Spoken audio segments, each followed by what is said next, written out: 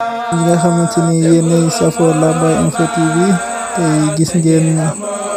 ñi nga xamante ni noonu la waa daayira Jaalibatul Maraaxib bu Touba Lambaye di guddi gi njëkk ci safar biñ ko waajalee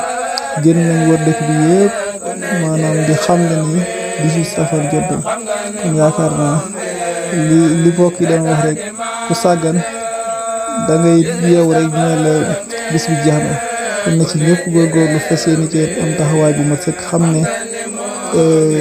sërite bi ñu Sëriñ Tuubaa amul yaakaar naa kenn ku nekk war ngaa feeñal sa mbégte.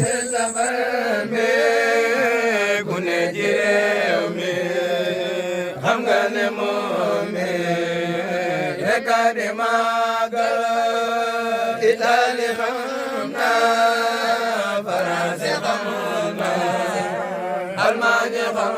na li moo di màggal Itaali xam na